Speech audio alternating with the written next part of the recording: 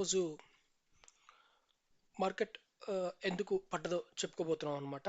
ఇది కంటిన్యూ అవుద్ది రివర్స్ ట్రెండా లేదంటే మళ్ళీ అప్ ట్రెండ్ రెజ్యూమ్ అవుతుందా లేదనేది చెప్పుకుందాము. ముందైతే మీరు ఈ ఛానల్ని సబ్స్క్రైబ్ చేసుకోండి. కమెంట్ చేయండి ఈరోజు ఎంతమంది మనీ లాస్ అయ్యారో ఫ్యూచర్ అండ్ ఆప్షన్స్లో. ఎందుకంటే ఈరోజు ఇండెక్స్ ఆప్షన్ ఎక్స్పైరీ కదా. సో చాలా మంది లూజ్ అయి ఉంటారు. నిన్న మొన్న జరిగిన ట్రాప్కి ఏదైతే Friday 500, then followed by Monday ఒక 300, నిన్న మళ్ళీ ఎండింగ్లో ఒక 100 గ్యాప్ పాయింట్స్. సో టోటల్గా ఏదైతే ఒక 1000 పాయింట్స్ ర్యాలీ ఉందో ఇది అంతా కూడా ఆ, ఒక సైడ్ ఏమో అనుకోవచ్చు అంటే మనము ఈ మార్కెట్ మళ్ళీ పైకి వెళ్ళిన తర్వాత ఎఫ్ఐఎస్ మళ్ళీ సెల్ చేశారని అనుకోవచ్చు. లేకపోతే అంత తేలిగ్గా కిందకైతే మార్కెట్ అంత స్పీడ్గా పడదు సెకండ్ హాఫ్లో. Plus at the same time రికవరీలో ఉన్నప్పుడు అంత ఇదిగా పడాల్సినంత అవసరం కూడా లేదనమాట. So welcome to big money. ముందైతే మీరు ఈ ఛానల్ని సబ్స్క్రైబ్ చేసుకోండి. సో ఆల్మోస్ట్ అన్ని రెడ్ కలర్లోనే ఉన్నాయండి. కాకపోతే మేజర్ కల్ప్రిట్ వచ్చేసి ఐటీ ఇండెక్స్ అనమాట ఈరోజు. ఆటో కూడా పట్టది, బ్యాంక్స్ ఓకే సపోర్ట్ చేసినట్టు లెక్క ఇంకా యాక్చువల్గా చెప్పాలంటే. బట్ ఐటీ ఇండెక్స్ మాత్రం మోర్ దాన్ 1000 పాయింట్స్ పడిపోయింది. హెవీ వెయిట్స్ టీసీఎస్, ఇన్ఫోసిస్ అన్నిటినీ ఎడపెడా వాయించేశారనమాట. నిఫ్టీ కిందకు వస్తుందంటే మీరు ఎప్పుడైనా ఒకటే గుర్తుపెట్టుకోండి, హెవీ వెయిట్స్ని సెల్ చేస్తున్నట్టు. అది హెడ్జ్లో ఫీచర్ని సెల్ చేసి ఇక్కడ ఫీచర్ను బై చేసి ఇక్కడ స్టాక్ని సెల్ చేస్తారా లేదంటే ఆపోజిట్లో చేస్తారా అనేది ఆ, చూడాలి మనం. బట్ అదర్వైజ్ హెవీ వెయిట్స్ని కొట్టకుండా మాత్రం మార్కెట్ ఇంత ఇదిగా పడదు. ఎందుకంటే పర్సంటేజ్ ఎక్కువ ఉండేది ఇండెక్స్ కాన్స్టిట్యూషన్స్లో వాటికే కాబట్టి. సో స్టిల్ ఈ రోజు కూడా చూస్తే మీరు పిఎస్యూ బ్యాంక్స్ కొంత కనిపిస్తూ ఉంది పాజిటివ్. గోల్డ్ సేమ్ అక్కడ ఒక స్టక్ అయిపోయింది అనమాట. మళ్ళీ ఏదన్నా ఫర్దర్గా వార్ ఎస్కలేషన్ ఉంటే గోల్డ్ పెరిగే ఛాన్స్ ఉంటుందన్నమాట. ఎందుకంటే జస్ట్ ఒక 1 డే బ్యాక్ రష్యా వాళ్ళు బ్రిటన్ హై కమిషనర్ని వెనక్కి వెళ్ళిపోమని చెప్పారు. మనకి కెనడా మనకి ఎట్లయితే జరిగిందో సేమ్ అదే కైండ్ ఆఫ్లో జరిగిందనమాట. సో ఇక్కడ నుంచి ఏం జరగబోయింది పీస్. ఎందుకంటే ట్రంప్ వచ్చిన తర్వాత ఫస్ట్ నేను ఉక్రెయిన్ వార్ ఆపుతాను, ఏ వార్ అని ఆపుతాను ఇది అన్నారు కదా. సో ఆల్రెడీ ఈ గాజా పాలస్తీనా వార్ అయితే సీజ్ అయిపోయింది. సో అక్కడ వాళ్ళు కాంప్రమైజ్కి వచ్చేసారు. నెక్స్ట్ ఈ రష్యాది ఉక్రెయిన్ కూడా స్టాప్ అయితే మార్కెట్కి మంచిదన్నమాట. లేదంటే గోల్డ్ సేఫ్ హెడ్జ్గా ముందుకెళ్తూ ఉంటుంది. నెక్స్ట్ క్రూడ్ సేమ్ అక్కడక్కడే ఆడుతూ ఉంది, ట్రెండ్ లైన్ కిందే ఉంది. డాలర్కి అగెనెస్ట్గా మన కరెన్సీ వీక్ అయిపోయింది. ఆ, మనం చెప్పుకుంటూనే ఉన్నాము. మీరు చూసుకోండి, ఎవ్వరు కూడా మీకు నాకు తెలిసి తెలుగు యూట్యూబ్ ఛానల్స్లో దీని గురించి పెద్దగా చెప్పరు. బట్ ఈ 10 years బాండ్ ఈల్డ్స్ అనేది చాలా ఇంపార్టెంట్ అండి అసలు. ఎందుకంటే మనకి ఇప్పుడు రేట్ కట్స్ అందరికీ జరుగుతున్నా మనం ఎందుకు జరగట్లేదు, మనకు కూడా జరగాలి కదా. అంటే I mean RBI rate cuts. So అవి జరగాలంటే మన కరెన్సీ స్ట్రాంగ్గా ఉండాలి. ఎక్స్పోర్ట్స్ కానివ్వండి, బ్యాలెన్స్ ఆఫ్ పేమెంట్ కానివ్వండి, ఆ, ఏమంటారు ఫిజికల్ డెఫిసిట్స్, ఇవన్నీ కన్సిడరేషన్లో ఉంటాయి అన్నమాట. సో ఎప్పుడైతే 10 year బాండ్ ఈల్డ్స్ పెరుగుతాయో అప్పుడు యుఎస్ సేఫ్ బెట్ అని చాలా మంది అటే మూవ్ అవుతారు. ఇప్పుడు మీరు చూస్తే ఈ ఎమర్జింగ్ మార్కెట్లో సెల్ చేసింది, ఎస్పెషల్గా ఇండియాలో ఎక్కువ సెల్ చేసిన తర్వాత చాలా వరకు మీరు చూస్తే అయితే బిట్ కాయిన్ పెరిగింది లేదా యూఎస్ మార్కెట్స్ పెరిగినాయి. బాగా చూడండి, మన యూఎస్ మార్కెట్స్తో డీలింగ్ అయిపోయాం. ఎందుకంటే మన ఎర్నింగ్స్ కంప్లీట్గా compare to US slow down అయిపోయింది అనమాట. బట్ ప్రైస్ అయితే ఎక్కడికో వెళ్ళిపోయింది. సో వాల్యుయేషన్ కరెక్షన్స్ అయితే ఇప్పుడు జరుగుతూ ఉన్నాయి. సో ఇప్పుడు ఈ 10 years బాండ్ ఈల్డ్ అయితే పడతా ఉంది కాబట్టి మేబీ ఏదన్నా సడన్ సర్ప్రైజ్ డిసెంబర్లో చెప్పుకుంటున్నాం కదా. ఆర్బీఐ గవర్నర్ శక్తికాంత్ దాస్ గారికి December 10th టెన్యూర్ అయిపోయింది అనమాట. మళ్ళీ రెన్యువల్ చేస్తారో లేదు నాకు తెలిసి. ఎవరికైనా 2 సార్లు చేస్తున్నారు, మూడోసారి నేను ఎప్పుడు వినలేదు గత 20 yearsలో. చూద్దాం ఏం జరిగిద్దో. బట్ సర్ప్రైజ్ ఏమైనా ఉందంటే మాత్రం మార్కెట్ కొంచెం ఊపిపోతుంది మళ్ళీ. నెక్స్ట్ వచ్చేసి మీరు ఇక్కడ చూస్తే నిఫ్టీలో ఒకటి 24,000 కంటే కింద క్లోజ్ అయింది. సో అదేమన్నా ప్రాబ్లమా అంటే టెక్నికల్గా చూస్తే ఏంటంటే 24,000 కంటే కింద క్లోజ్ అయితే సైకలాజికల్గా డౌన్ ట్రెండ్ అన్నట్టుగా ఉండిద్ది అనమాట.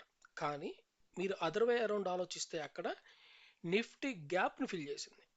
అక్కడ మార్కెట్ ఏం పడలేదు, సేమ్ ఎక్కడ నుంచి అయితే ఈ గ్యాప్ అప్ స్టార్ట్ అయిందో 300 పాయింట్స్, అప్పుడు 500 పాయింట్స్ తర్వాత నెక్స్ట్ డేలో ఐ మీన్ ఎలక్షన్ రిజల్ట్ వచ్చినప్పుడు అక్కడే ఉంది ఇంకా మార్కెట్. సో ఎటు మూవ్ అవ్వలేదు. సో గ్యాప్ ఫిల్ చేసింది. జనరల్గా ఎప్పుడైనా ఏంటంటే గ్యాప్ అప్లో అయినా గ్యాప్ డౌన్లో అయినా సరే గ్యాప్ ఫిల్ చేసుకొని తర్వాత నెక్స్ట్ స్టెప్ తీసుకుంటుంది మార్కెట్. డైరెక్ట్గా నెక్స్ట్ స్టెప్ తీసుకోదు. మేబీ ఒక్కొక్కసారి రాకపోవచ్చు కూడా, కానీ ఈ కేసులో అయితే వచ్చింది. ఎందుకంటే ఇండెక్స్ పెద్దది కదా, ఇది సింగిల్ స్టాక్ కాదు కాబట్టి. సో గ్యాప్ ఫిల్ అయింది. ఇప్పటికిప్పుడైతే కంగారు పడాల్సిన పని ఏం లేదు. ఒక్కొక్కసారి ఏమైందంటే ఇండెక్స్ ఎక్స్పైరీ మేనేజ్మెంట్లో పార్ట్గా ఆ రోజు వాళ్ళు అక్కడ క్లోజ్ చేసి ఉండొచ్చు. ఎందుకంటే వీళ్ళు 24,000 స్ట్రాడీలు ఐ మీన్ కాలు పుట్టు రెండు సెల్ చేసి ఉన్నారేమో. దాన్ని కవర్ చేసుకోవడానికి మార్కెట్ని చివరికి తీసుకొచ్చేసి అక్కడ క్లోజ్ చేసి ఉండొచ్చు. బట్ స్టిల్ ఏదేమైనా 24,600 కంటే పెద్ద మార్కెట్ పైకి పోయే ఛాన్స్ అయితే లేదు. ఆ, ఎంత చేసినా 23,500, 24,600 ఈ 1000 పాయింట్స్ మధ్యనే ఎక్కువ రోజులు మార్కెట్ ఆడటానికి ఛాన్స్ ఉండిద్ది. 25,000 పైన క్లోజ్ అయింది అనుకోండి, సైకలాజికల్గా మళ్ళీ అన్ని షార్ట్ కవరింగ్స్ ఐ మీన్ ఎవరన్నా ఇంకా అప్పటికి ఉంటే షార్ట్ కవరింగ్స్ అవి కూడా అయిపోతాయి అనమాట. బట్ అదర్వైజ్ అప్పటి వరకు ఏంటంటే 23,350 ఐ మీన్ 23,250 ఆ రోజు ఏదైతే లో వచ్చిందో అది ప్లస్ 24,600 వీటి మధ్యనే ఈ 1,200 1,300 మధ్యన మార్కెట్ ఆడుతూ ఉంటుంది. ఇక్కడ మీరు చూడండి బ్యాంక్ నిఫ్టీ అయితే అసలు గ్యాప్ కూడా ఫిల్ చేయలేదు ఇంకా. సో ఏదైతే ఆ గ్యాప్ అప్ ఉందో అంతే ఉంది. నిఫ్టీ గ్యాప్ ఫిల్ చేసింది, బ్యాంక్ నిఫ్టీ ఫిల్ చేయలేదు చూడండి మీరు. సో ఏంటంటే మార్కెట్ అయితే పడలేదు, ఇండెక్స్ మేనేజ్మెంట్లో భాగంగానే అని చెప్పి నేను అనుకుంటాను. ఒకవేళ రేపు కనుక మార్కెట్ మళ్ళీ ఒక 100 పాయింట్స్ 150 పాయింట్స్ గ్యాప్ అప్లో స్టార్ట్ అయింది అనుకోండి యాజ్ ఎ న్యూ సిరీస్గా, అప్పుడు మేబీ డౌన్ ట్రెండ్ కాదు అని అనుకోవచ్చు. బట్ ఒకటి మాత్రం మేబీ షూర్, దయచేసి ఎవరు కూడా ఇది బయ్యర్ సెల్ రికమెండేషన్ తీసుకోవద్దు.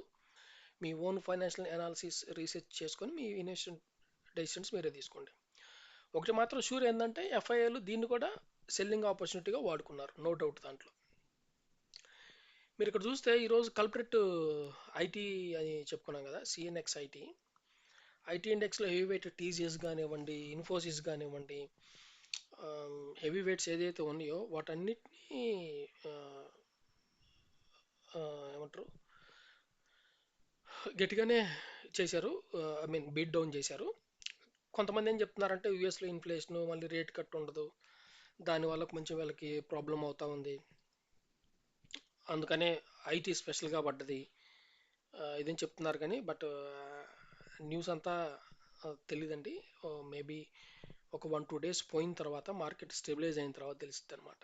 ఎందుకంటే మీకు టీసీఎస్ 2% పడ్డది, ఇన్ఫోసిస్ 3.5%, విప్రో 1.8%, హెచ్సిఎల్ టెక్. యాక్చువల్గా హెచ్సిఎల్ టెక్ అనేది లైఫ్ టైం హై మీద ఆడుతూ ఉందన్నమాట. సో 2.5%, 2.65% పడ్డది. టెకెమ్ కూడా ఆల్మోస్ట్ 2.5%, 2.47 పడుతుంది. టెకెమ్ కూడా ఏంటంటే బ్రేక్అవుట్ దగ్గర ఉందన్నమాట. నెక్స్ట్ వచ్చేసి చెప్పాను కదా, ఈ 3,000 కోర్స్ అయితే వీళ్ళు సెల్కి వాడుకున్నారు.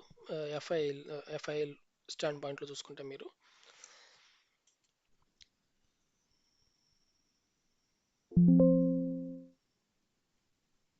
ఒక్క నిమిషం ఐపీఓ గురించి చెప్పాలి. సో ఐపీఓ వచ్చేసి నిన్న ఈ C2C కొంచెం లేట్ అయిద్దని చెప్పుకున్నాం కదా, సో అది ఇప్పుడు December 3కి అయితే లిస్ట్ అవబోతా ఉందన్నమాట. December 3కి లిస్టింగ్ అయిపోయింది. ఇష్యూస్ అన్ని రిజాల్వ్ అయిపోయినాయి. మీరు ఇక్కడ చూస్తే మళ్ళీ 170 నుంచి నిన్న వచ్చేసి ప్రీమియం ఇది 170 ఉందన్నమాట, జిఎంపి ప్రీమియం C2C ఇది. కానీ ఈరోజు వచ్చేసి అది మళ్ళీ 180 అయిపోయింది. అంతకుముందు ఈవెన్ 200 కూడా ఉందన్నమాట.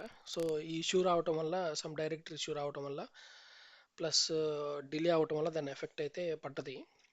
అందుకని కొంచెం తగ్గింది కానీ మళ్ళీ వస్తూ ఉంది. యప్. సో ప్రస్తుతానికైతే అంతే అండి.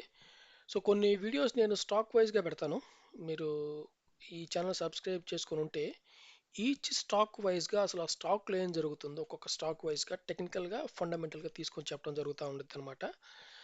సో మీరు ఫాలో అయితే డెఫినెట్గా మీకు అది ఉపయోగపడుతూ ఉంటుందన్నమాట. Please subscribe this channel. Thank you.